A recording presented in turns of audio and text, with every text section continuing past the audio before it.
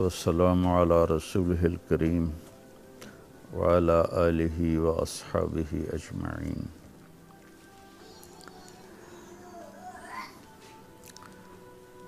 انسانی زندگی جنگلوں سے، غاروں سے شروع ہوئی اور انسان میں آگے بڑھنے کی، اچھا سے اچھا کرنے کی اللہ نے ایک خواہش رکھی، ارج رکھی۔ تو آپ دیکھیں، کوا جیسے گھونسلہ بناتا تھا آج سے ہزاروں سال پہلے، ویسے ہی اس کا گھونسلہ آج بھی ہے۔ چڑیا جیسے بناتی تھی گھونسلہ ہزاروں سال پہلے، آج بھی اس کا ایسے ہی ہے۔ لیکن یہ شہر ہزاروں سال پہلے جیسا تھا ویسا تو یہ اب نہیں ہے۔ سواریاں ویسی نہیں ہیں، لباس ویسے نہیں ہیں، کھانے ویسے نہیں ہیں۔ یہ اچھے سے اچھے کی خواہش اس کے اندر ہے۔ اس لیے تاریخ کا پڑھنا میں تو سمجھتا ہوں اتنا ہی ضروری ہے جتنا شریعت کا پڑھنا ضروری ہے، کہ بہت مجھے فائدہ دیا تاریخ نے شریعت کے علم کے لیے بھی۔ تو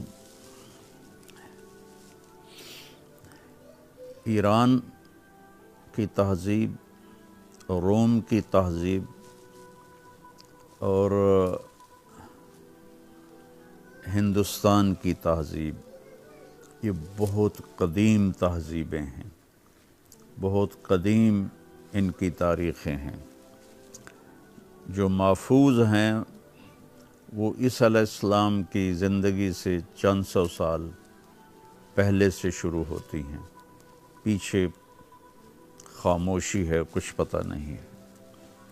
تو چونکہ ابھی ہمارا موضوع ہے آیا صوفیہ مسجد، تو یہ رومن بادشاہوں نے بنائی، تو ان کی تھوڑی سی پچھلی تاریخ میں آپ کو دیتا ہوں۔ روم ایک بہت بڑا شہر ہے، ہم وہاں گئے بھی ہیں، گئے تھے نا؟ ہاں۔ تو شروع میں عیسیٰ علیہ السلام کے آنے سے کئی سو سال پہلے یہ 6-7 دیہات تھے، قریب، اور اس میں لاطینی لوگ رہتے تھے۔ یہ ابتدا ہوئی ہے روم کی، کہ شہر کی، اس کی سلطنت کی، اس کے عروج کی، ان 7 دیہاتوں سے۔ تو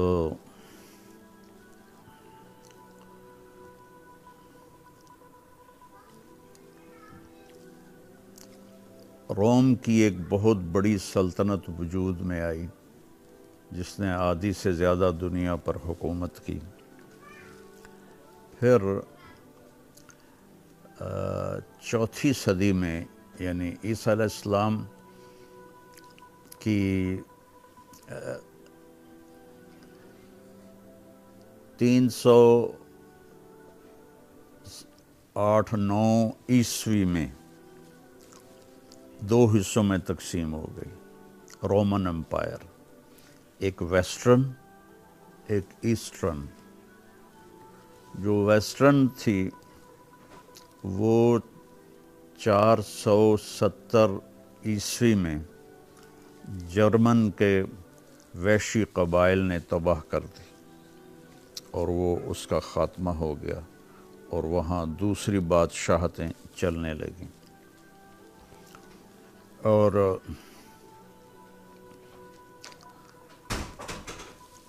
یہ جو مشرقی رومن سلطنت تھی، اس علاقے کا نام تھا بازنطین، پرانا نام۔ تو قسطنطین جب بادشاہ بنا تو اس نے سب سے بڑی سلطنت بنائی، اور اس نے اپنے دارالحکومت کے لیے کسی شہر کو نئے شہر آباد کرنے کا ارادہ کیا، تو وہ اتنا سمجھدار انسان تھا.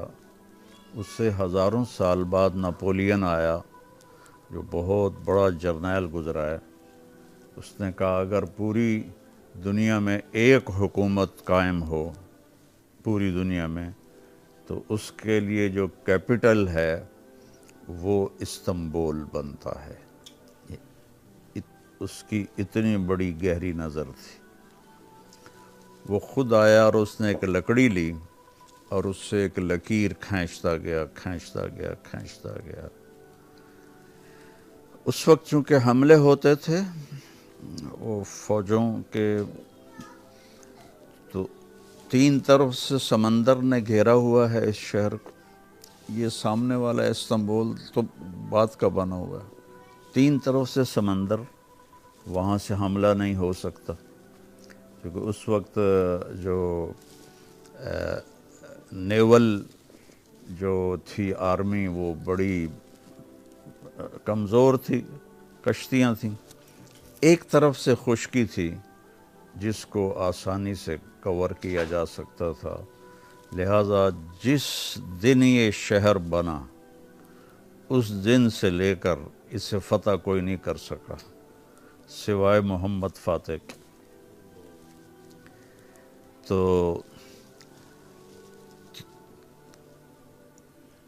اس کے بعد اس نے عیسائی مذہب قبول کر لیا قسطنطین نے.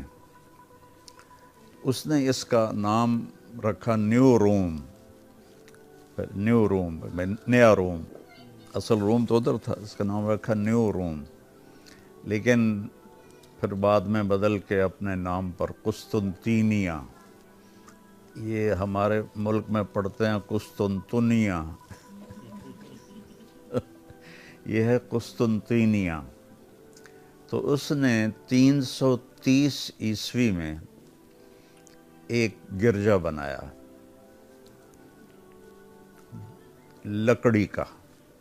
یہ جو آیا صوفیہ ہے یہ لکڑی کا ایک گرجا بنایا گیا تھا. اور صوفیہ مصر میں ایک عیسائی خاتون تھی جس پر وہاں کے بت پرست بادشاہ نے بہت زور لگایا کہ وہ اپنا مذہب چھوڑ دے، تو اس نے انکار کیا. تو اس پر اس کو بہت عذاب دیے، سزائیں دیں اور قتل کر دیا. تو یہ خبر اس وقت، یہ چونکہ قسطنطین اپنے وقت کا سب سے بڑا بادشاہ تھا،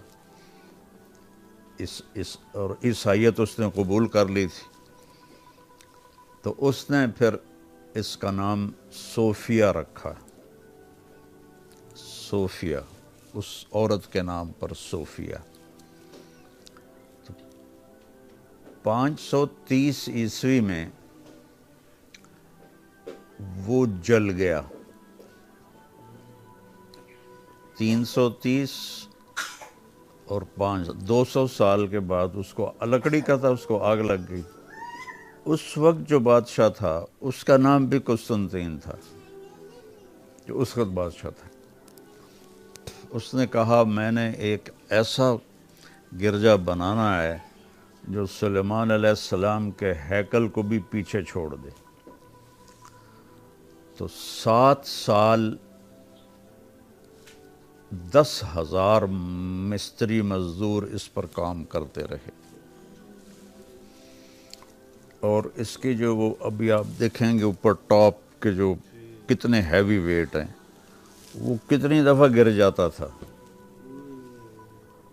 وہ جوڑتے تھے، وہ وزن کی وجہ سے گر جاتا تھا. تو پتہ نہیں پھر اس زمان آپ 530 عیسوی کا اندازہ لگائیں، آج 2024 ہے، تو وہ کیا آرکیٹیکٹ تھا، اور وہ بازو کی طاقت تھی جس سے انہوں نے اس کو آخر کرتے کرتے وہ اس میں کامیاب ہو گئے. اور 7 سال میں یہ 10,000 مستری مزدوروں اور انجینئرز کی مدد سے یہ گرجا وجود میں آیا۔ تو اس کو جب اس نے دیکھا نا تو اس نے کہا آج میں نے سلیمان علیہ السلام کے ہیکل کو پیچھے چھوڑ دیا ہے، اور بات بھی اس کی ٹھیک تھی۔ اور ہیکل سلیمانی تو اب ہے ہی کوئی نہیں، پتہ نہیں ہو سکتا وہ اس سے بھی خوبصورت ہو، لیکن جو اس کے آثار باقی تھے اس کے لحاظ سے وہ ٹھیک کہہ رہا تھا۔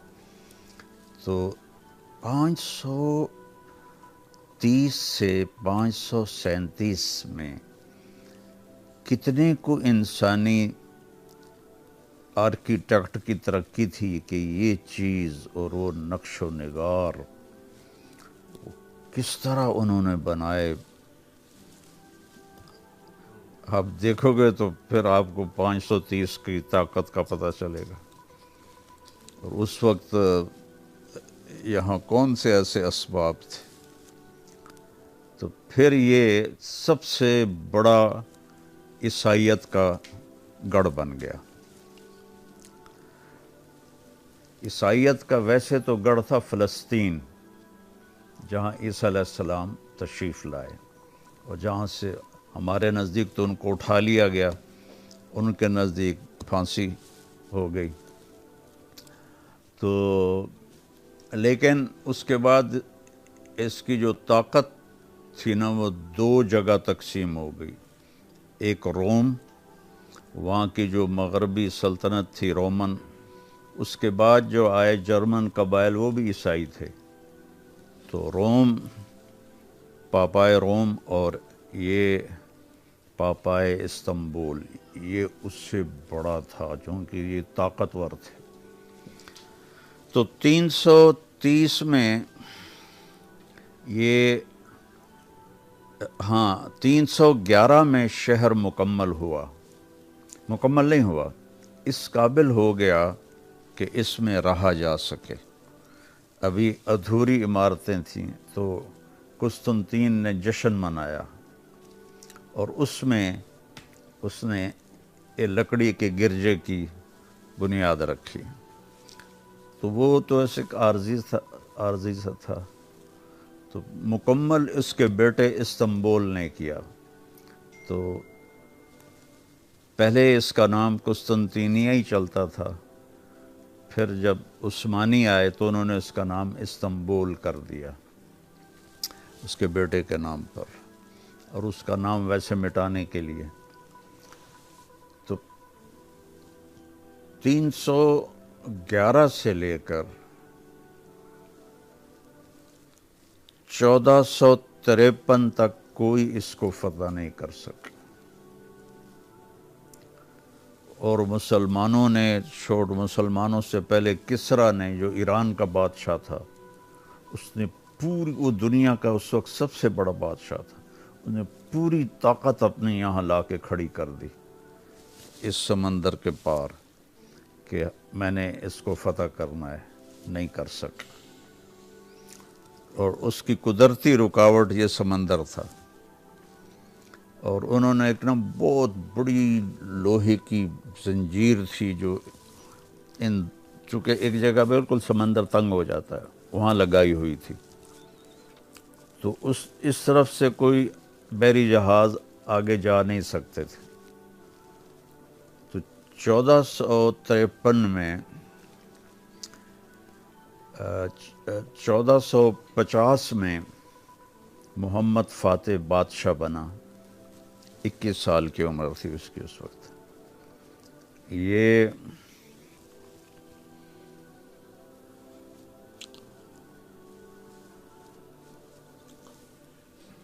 تو خیر بعد میں پھر اس کی تاریخ بتاؤں گا۔ تو اس نے آپ نے بشارت دی تھی کہ پہلا لشکر جو روم کے اس کے کیسر کے شہر پہ حملہ کرے گا وہ جنتی ہوگا، بخشا جائے گا، اور جو اسے فتح کرے گا اس کے لیے جنت واجب ہو جائے گی۔ تو ہر دور میں اس پر حملے ہوتے رہے، جب مسلمان طاقتور ہو گئے، ناکام رہے۔ حضرت معاویہ رضی اللہ عنہ کے دور میں بھی اس پر حملہ ہوا، اس کے بعد عمر بن عبدالعزیز کے دور میں بھی اس پر حملہ ہوا، اور اس کے بعد عثمانی ترکوں نے اس پر بڑے حملے کیے، کوئی کامیاب نہیں ہوا۔ تو محمد فاتح نے کہ نصیب میں اللہ نے یہ لکھا تھا، تو جب اس کی عمر 24 سال کی ہوئی تو اس نے لشکر تیار کر لیا۔ 3 سال اس نے تیاری میں لگائے، اور سارے لشکر میں کوئی بے وضو نہ رہے۔ دیکھو تیاری کیسے ہو رہی، باقی سارا کچھ ہو، اور سب روزہ رکھیں، اور سب رات کو اللہ سے مانگیں۔ حالانکہ جنگ کی حالت میں تو روزہ بھی نہیں رکھتے، لیکن سارا لشکر اتنے جوش میں تھا اللہ کے نبی کی بشارت کی وجہ سے، دن میں روزہ رکھ رہے تھے، رات ساری اللہ کے سامنے روتے تھے اور تیاری کرتے تھے۔ اب جو سب سے عجب، آج تک تاریخ حیران ہے، مورخ حیران ہے، محمد فاتح کو اللہ نے ترکیب سجائی کہ سمندر کی طرف سے حملہ کریں۔ تو کیسے حملہ کریں؟ سامنے پہاڑ تھے، اور سمندر کے راستے سے جائیں تو آگے ان کی وہ زنجیریں تھیں، ان کو پار کرنا ممکن نہیں تھا۔ تو اس نے پہاڑوں کے اوپر چربی لگوانی شروع کی۔ کہاں سے اتنی چربی اکٹھی کی کچھ پتہ نہیں، سارے پہاڑ کے اوپر اور چربی لگا دی، اور پھر جہازوں کو رسے ڈال کے ان کے اوپر کھینچ کے وہ وہ ہو گیا نا، گریس ہو گئی تو اس کے اوپر بحری جہازوں کو کتنے ہزاروں لاکھوں لوگوں نے کھینچا، اور کھینچ کر ان کو چوٹی پر پہنچایا، اور پھر وہاں سے نیچے سمندر میں ڈالا۔ تو جب صبح ہوئی تو استنبول والوں نے دیکھا کہ پورا بحری بیڑا سمندر میں آ چکا ہے۔ تو اس طرف وہ جو قلعے کی دیوار تھی وہ بھی کمزور تھی، اور اتنا کوئی انہوں نے حفاظتی نظام بھی نہیں بنایا ہوا تھا۔ تو سب کے ہوش اڑ گئے کہ یہ کیا ہوا، یہ کیسے ہوا، کہ یہ دنیا کی تاریخ کا پہلا اور آخری واقعہ ہے، آج تک ایسا نہیں ہوا۔ اتنے بڑے لشکر کو، 1.5-2 لاکھ کا لشکر تھا، ان کو بحری جہازوں میں بٹھا کر کھینچ کر اوپر لے گئے پہاڑ۔ پہلے پہاڑوں کو ہموار کیا پتھر توڑ توڑ کے، پھر ان پر وہ گریس لگائی چربی کی، جانوروں کی چربی، پتہ نہیں اور کس کس چیز کی چربی اللہ ہی جانے، پھر نیچے چربی لگائی، اور راتوں رات انہوں نے جہاز اوپر چڑھائے، اور اگلے دن سمندر کے اندر۔ اس کو دیکھتے ہی ان اندازہ ہو گیا رومیوں کو کہ ہاتھ سے گیا۔ تو سارے بڑے بڑے پادری اور ان کے جو راہب تھے آیا صوفیہ میں اکٹھے ہو کے گھنٹی بجاتے ہیں، گھنٹیاں بجا رہے اور دعائیں کر رہے، لیکن اللہ تعالیٰ نے محمد فاتح کے مقدمے، صرف 24 سال کی عمر، ہمارے مولانا علی صاحب 24 سال کے ہیں اس عمر میں،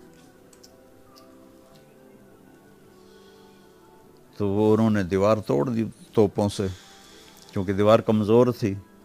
اس طرف انہوں نے دیواریں 3 دیواریں بنائی ہوئی تھیں، اور ہر دیوار کے ایک اور دوسری دیوار کے درمیان لمبے پانی کے تالاب تھے، گہرے اور لمبے، جن کو کراس کرنا ہوتا تھا تو وہ پل بچھا دیتے تھے ہینگنگ، اور پھر اٹھا لیتے تھے جب انہوں نے خود نکلنا تھا۔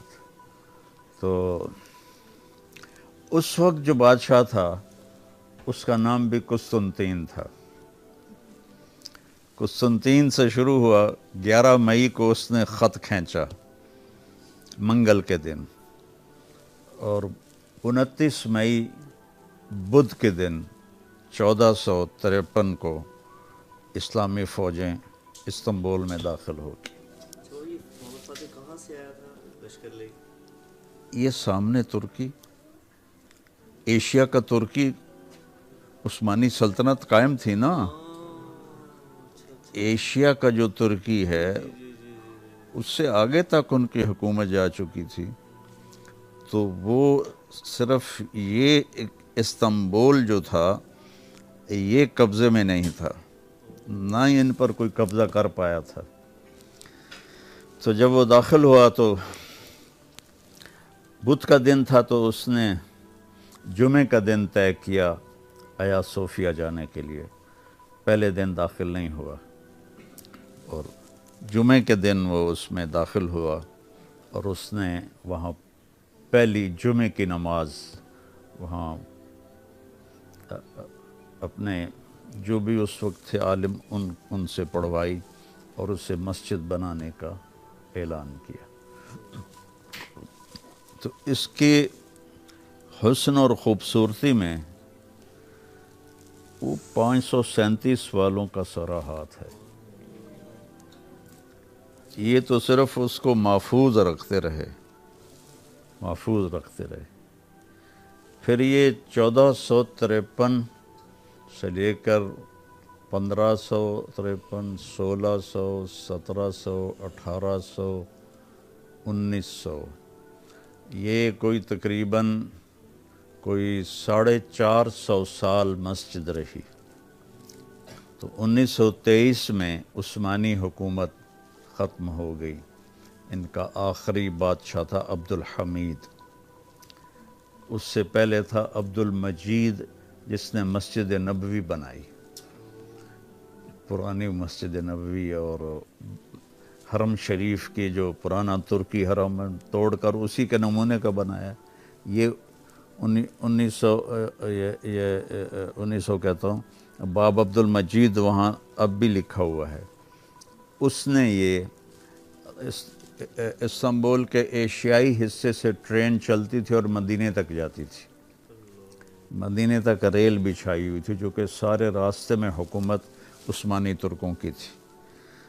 تو لارنس آف عربیہ ایک مووی بنی تھی، لارنس ایک تھا انگریز، اس نے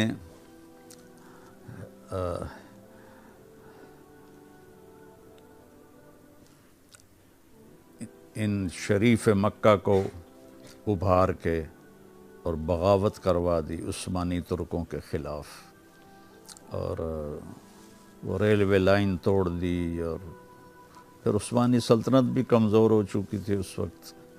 میرے استاد تھے عظیم صاحب رحمۃ اللہ علیہ، سینٹرل ماڈل اسکول، اور کچھ عرصہ میں نے ان سے ٹیوشن بھی پڑھی، تو وہ مجھے جانتے تھے میرا فلموں کا، کہنے لگے طارق تو نے لارنس آف عربیہ دیکھی ہے؟ میں نے کہا سر ابھی تک تو نہیں دیکھی، ریکس سینما لاہور میں لگی ہوئی تھی وہ، تو کہنے لگے ضرور دیکھو وہ۔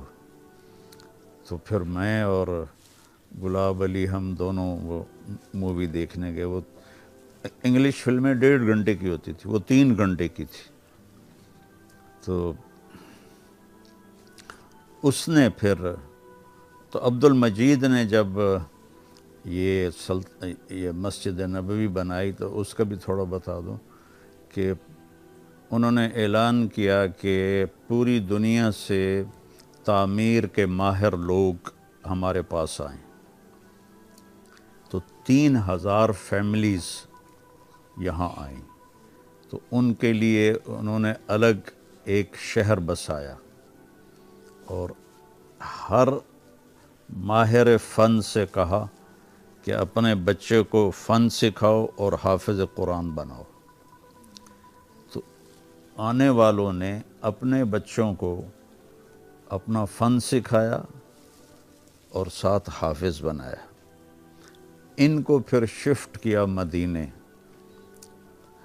اور وہاں ان کے لیے الگ شہر بنایا، اور وہاں سے انہوں نے مسجد نبوی کی تعمیر کی باوضو اور قرآن پڑھتے ہوئے.